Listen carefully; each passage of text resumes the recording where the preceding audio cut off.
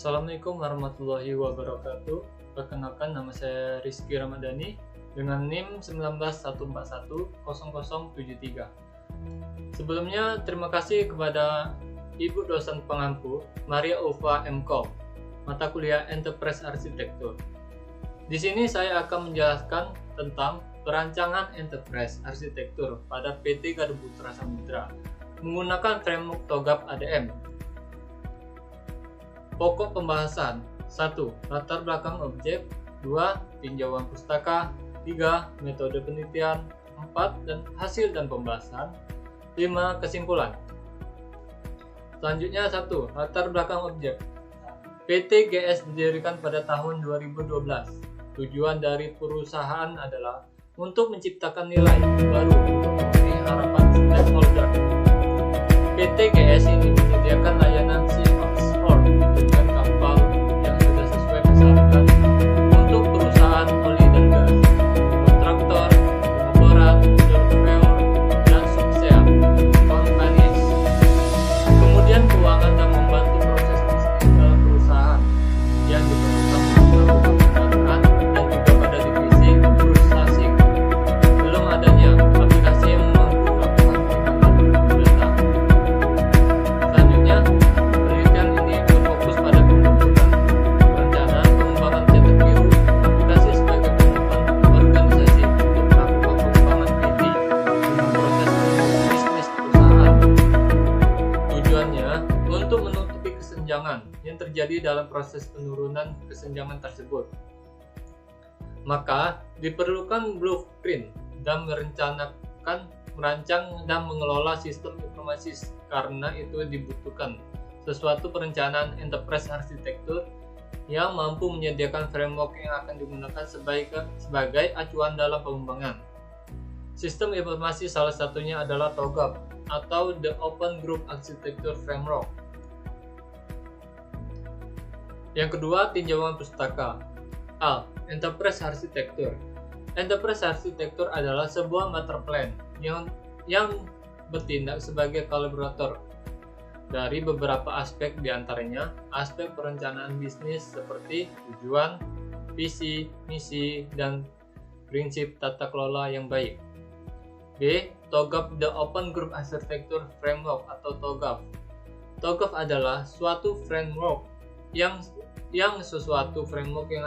yang banyak digunakan dalam pengembangan arsitektur. Perusahaan TOGAF menyediakan metode dan tools untuk membangun, mengelola, dan mengimplementasikan, serta pemeliharaan arsitektur enterprise dan sistem informasi. Yang ketiga, metode penelitian. Metode penelitian ini dilakukan dengan menggunakan metode kualitatif. Instrumen pengambilan data yang dipilih adalah wawancara dan observasi. Yang keempat, hasil dan pembahasan. Preliminary phase, tahapan persiapan dan melakukan perencanaan arsitektur enterprise. Tahapan ini berisi aktivitas instansi dan persiapan untuk bisa memenuhi requirement agar perencanaan enterprise arsitektur dapat berjalan sesuai dengan proses bisnis dan prosedur pada perusahaan PT Gading Putra Samudra. Metode yang ini menggunakan TOGAF ADM yang terdiri dari 5 fase, yaitu yang pertama arsitektur vision, kedua bisnis arsitektur, ketiga informasi sistem arsitektur, keempat teknologi arsitektur, kelima output risk dan solution. Lanjutannya, A. Main activities terdiri dari 3 macam, meliputi 1. Inbound logistik, 2. Operation, 3. Outbound logistik, 4. Marketing and sales. B. Support activities terdiri dari 4 macam, meliputi 1. Firm infrastructure, 2. Human resource management, 3. Technology development, 4. procurement. C. Architecture vision berdasarkan observasi dan wawancara pada stakeholder. Perusahaan didapatkan untuk menunjang proses bisnis perusahaan. Dibutuhkan perancangan SI atau TI, yaitu memberikan layanan untuk meningkatkan dan membangun hubungan kerjasama jangka panjang dengan mitra bisnis.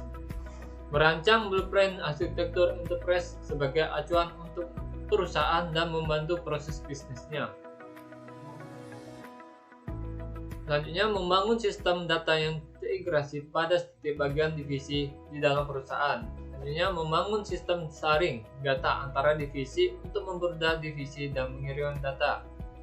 Mampu membentuk sistem terintegrasi yang cepat dan akurat di dalam perusahaan. D. Business Architecture. Berdasarkan observasi yang dilakukan pada PT Garuda Putra Samudra, proses bisnis hampir semua kegiatan yang dilakukan masih proses dengan metode manual.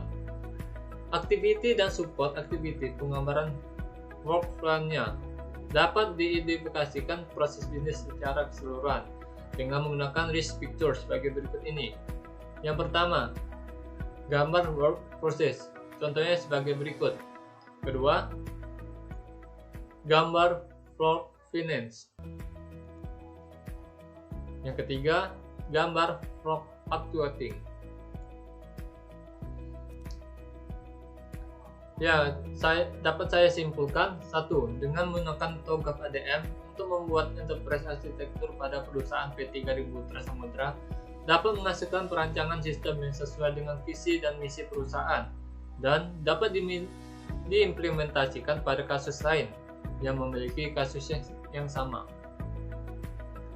Kedua, hasil penelitian dapatkan arsitektur aplikasi yang didapatkan dari hasil observasi dan wawancara pada stakeholder perusahaan, yaitu pada bagian BDP didapat satu aplikasi pada bagian QHSE. Didapat satu bagian dari HRD, didapatkan satu aplikasi untuk meminimalisir kertas. Didapat 3 aplikasi pada visi purchasing di dalam 3 aplikasi. Pada bagian accounting didapat 3 aplikasi dan pada bagian finance didapat 2 aplikasi yang akan diintegrasikan menggunakan database. Itu saja presentasi dari saya. Kalau salah kata, saya mohon maaf. Wassalamualaikum warahmatullahi wabarakatuh.